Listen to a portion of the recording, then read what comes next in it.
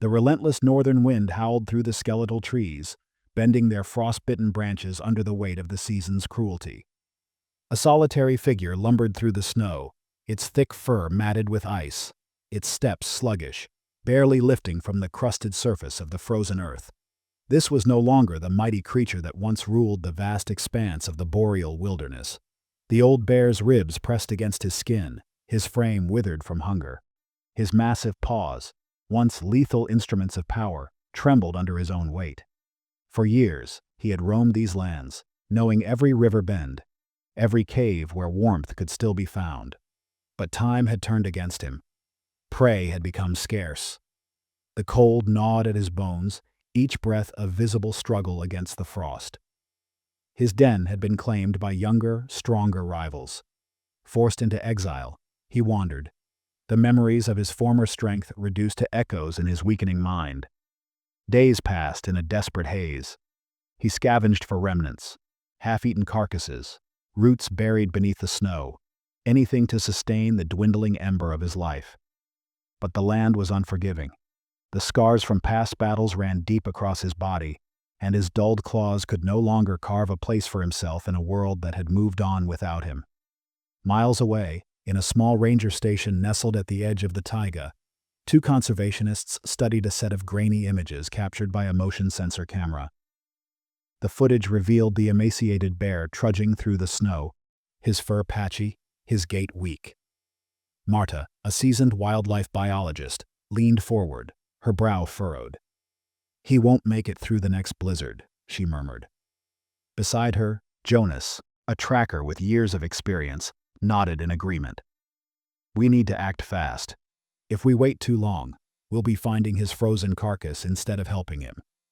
They moved quickly, gathering supplies, tranquilizer darts, medical kits, protein-rich food, and thick blankets.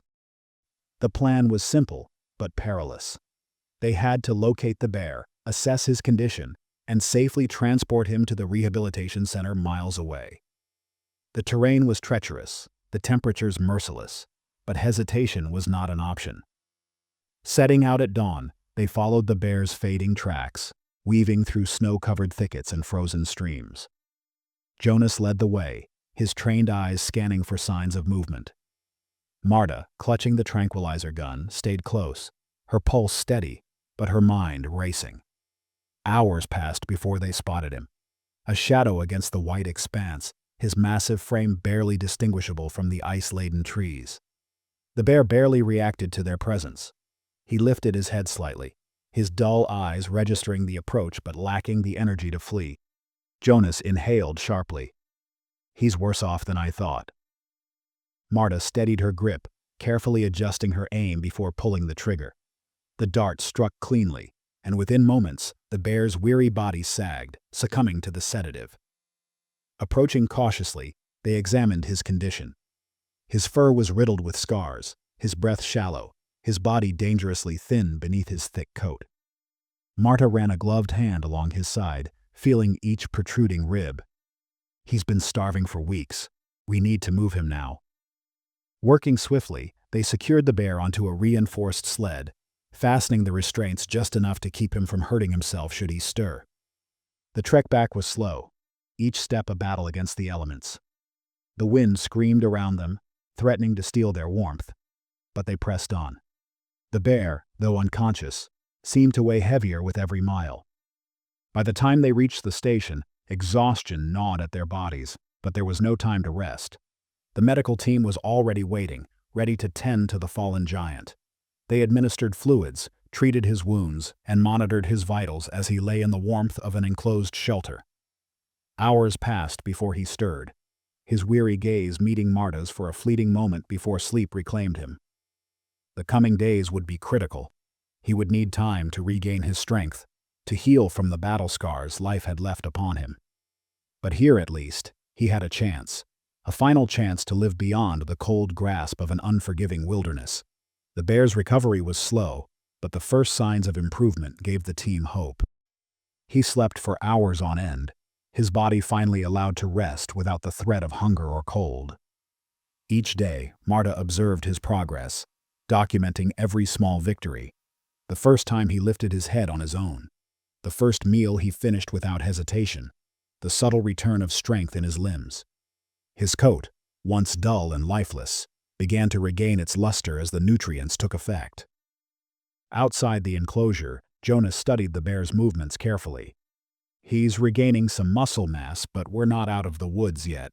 He'll need weeks, maybe months, before we can even think about releasing him. Marta nodded. And even then, we need to find the right location. If we put him back in his old territory, the younger bears will drive him out again. We need somewhere safe, remote, with plenty of food sources. As the bear grew stronger, they gradually introduced him to the larger rehabilitation area, a fenced expanse of forest where he could move more freely while still under supervision. He took cautious steps at first, testing the unfamiliar space, his instincts dull from weeks of confinement. But soon, the echoes of his former self began to resurface. His strides grew more confident, his senses sharpening with each passing day. It was in those moments that Marta saw a glimmer of hope. He was no longer just surviving. He was fighting to live again. The weeks stretched on, each day bringing small but vital victories for the bear. His once sluggish movements grew purposeful. His eyes, once dulled by exhaustion, now held a glimmer of awareness. The team at the rehabilitation center watched closely, their reports noting every milestone. He ate with increasing vigor, the sharp edges of his ribs slowly vanishing beneath layers of restored muscle. His thick coat, no longer patchy and brittle, gleamed with a renewed sheen, a testament to his healing. Marta stood outside the enclosure one evening, hands buried in her jacket pockets, watching as the bear lumbered toward a fresh meal, a chunk of frozen fish laid out for him. His powerful jaws crushed the ice, the sound echoing in the cold air. Jonas approached, his boots crunching against the snow. He's almost ready. Another couple of weeks, and he should be strong enough for release. Marta exhaled slowly, nodding. We just need to find the right place. That, perhaps, was the hardest part. They couldn't simply return him to his old territory. The younger, more dominant bears would chase him off, and he'd be back where he started, exiled, starving, waiting for death. They needed a location rich in food, with minimal competition and plenty of space. And that kind of place, in a world shrinking for creatures like him, was not easy to find. Jonas pulled out a map, unfolding it against the hood of the truck. There's an isolated stretch of forest up north, deep, away from logging routes. Rivers, caves, good hunting grounds. I've tracked some wolves there, but no dominant bears. It could work. Marta studied the map. It was a gamble. If another male had recently moved in, they might be sentencing the bear to another struggle. But she knew they couldn't keep him in the center forever. He was wild. Keeping him confined any longer would be cruel. Let's scout it out, she said at last. They set out the next morning, navigating rough terrain in an old, battered truck that rattled over the ice-laden road.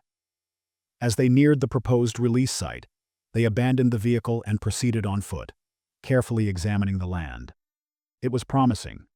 Steep ridges offering shelter, frozen rivers teeming with fish beneath the ice, and no immediate signs of large predators. Marta crouched near a clearing, brushing her fingers over the snow. Tracks here. Wolves, but no bears. Could be the perfect place. Jonas surveyed the landscape, shielding his eyes against the glare of the sun. Then we've got our spot. The next challenge was transporting the bear. It was a delicate operation, sedating him just enough for safe transport without putting undue stress on his body. The day of the move, the team worked with practiced precision. Marta administered the tranquilizer, Jonas securing the bear's massive frame with reinforced straps. The truck rumbled to life, and they set off, the great creature slumbering in the back, unaware of the journey that would shape the rest of his life. Hours later, they arrived. The bear remained motionless as they carefully unstrapped him, Marta double-checking his vitals. He'll wake soon, she murmured. They withdrew a safe distance, waiting. The forest was silent but for the occasional rustle of branches in the wind. Then, at last, he stirred. A low, groggy rumble escaped his throat. His head lifted, nostrils flaring as he inhaled the unfamiliar air. For a moment he hesitated. Then, as though remembering what he pushed himself up. His muscles, once frail, tensed with rediscovered strength. He took a tentative step forward, then another, shaking the last remnants of sedation from his mind. Marta held her breath as he turned, his massive head tilting slightly as he regarded them. Then, with the quiet dignity of a king reclaiming his throne, he turned and walked into the forest. They watched until he disappeared among the trees, his silhouette swallowed by the wilderness.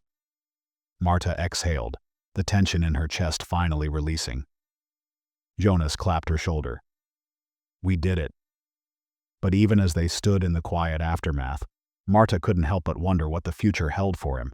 He had fought to survive, had been given a second chance. Now, the rest was up to him. Would he thrive? Would the wilderness welcome him back, or would it test him once more?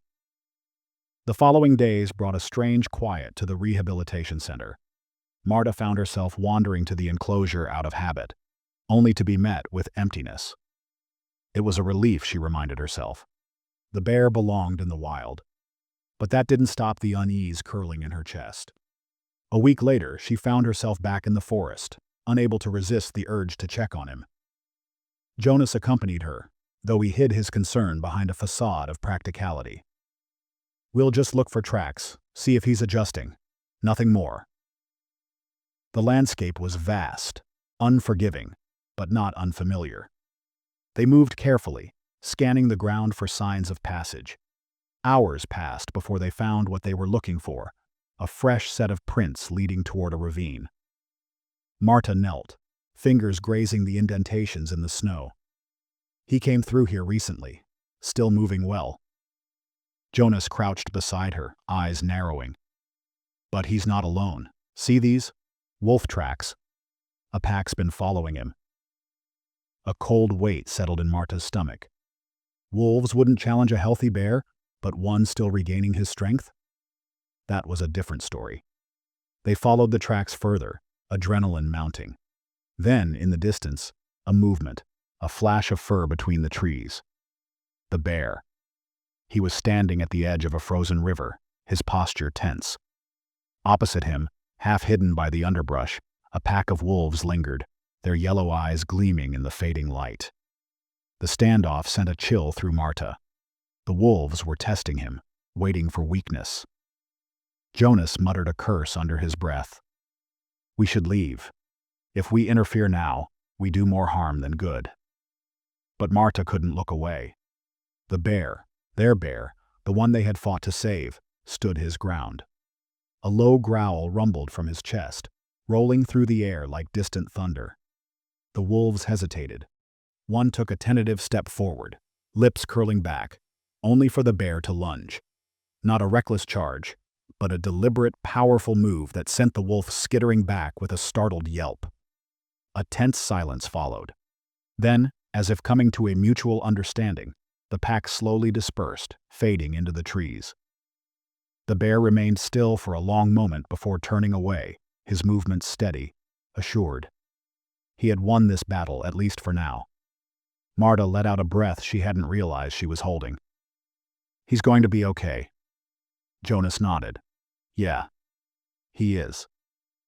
As they made their way back, leaving the bear to his newfound kingdom, Marta finally let herself believe it. He had fought for his place in the world. And this time, the wild had accepted him. The wild was a world of unspoken rules. The bear had no guides, no maps, only instinct and experience to carry him forward. He moved through the dense forest, following the scent of water, the distant sound of a flowing river, his first beacon. The air was crisp with the bite of coming snow, but he did not rush. He was learning his territory, claiming it not through violence but through presence. At the river's edge, the ice cracked beneath his weight as he tested its strength. He had learned the dangers of weak ice in his youth, knew the difference between a surface that would hold and one that would betray. With patience, he found an opening, and with a swift movement of his paw, he scooped a fish from the freezing waters. The cold barely registered as he ate, the rich taste filling him with warmth and energy. Above him, the trees whispered in the wind. He was not alone, but he was not threatened. Wolves moved through the night, their calls echoing across the valley, but they did not challenge him. A fox watched from the underbrush, its bright eyes reflecting the moonlight. Even the crows, perched on the highest branches, observed in silence. He was a newcomer, a presence to be noted, but not yet a force to be reckoned with. Snow fell steadily over the next few days, blanketing the forest in silence. The bear moved cautiously, marking paths, finding shelter, memorizing the movements of other creatures. He did not seek dominance, only survival. And in that, he was succeeding. Hunger drove him onward. The land was rich, but winter had begun its slow, tightening grip. The smaller streams were freezing over, their bounty locked beneath layers of ice. He learned to sniff out the weaker spots, where the ice thinned and the water still moved beneath. Sometimes he found fish trapped just below, sluggish and easy to catch. Other times he came away empty-pawed, forced to move on in search of better ground. He stumbled upon a carcass one morning, a fallen stag half buried in the snow. The scent was fresh. Another predator had made the kill, but it had not returned to finish. He circled the remains warily, ears twitching, aware that he was not the only one interested in the meal. He sniffed the air. Wolf, maybe more than one. The forest was watching. He could feel it. He did not claim the carcass immediately. Instead, he waited, standing motionless beneath the trees, his breath visible in the frigid air. A test. Would the hunters return? Would they defend their prize? Minutes stretched into an hour. The woods remained silent. Only then did he move forward, his instincts telling him it was safe, for now. He ate quickly, tearing through the frozen flesh, taking what he needed but never gorging. His body had learned to conserve, to pace itself. When he had eaten enough, he backed away, leaving the remains to the scavengers. The wild was not wasteful. He found shelter in a narrow cave that evening, curling his massive body against the rock. The wind howled outside, whipping through the trees, carrying the distant cries of wolves across the valley. He did not sleep deeply, his ears twitching at every sound, every crack of ice, every shift of the wind. His survival was not yet guaranteed. More days passed. The land tested him in small ways. A sudden storm buried the forest in knee-deep snow, forcing him to push through with slow, measured steps. The rivers froze solid, and he had to adapt, searching for hidden pockets of food beneath the ice. He learned the movements of the land, the safe paths, and the ones that held unseen dangers. And then, one day, he found them. Tracks. Not wolf, not fox, bear. The scent was faint but unmistakable, carried on the cold wind. He followed it cautiously, his instincts warring between curiosity and wariness. The tracks were fresh, leading toward a dense cluster of trees where the snow lay undisturbed. He paused at the edge, his breath slow, controlled. A shape moved in the shadows, large, powerful. Another bear, standing just beyond the trees, its dark eyes watching him. Neither moved.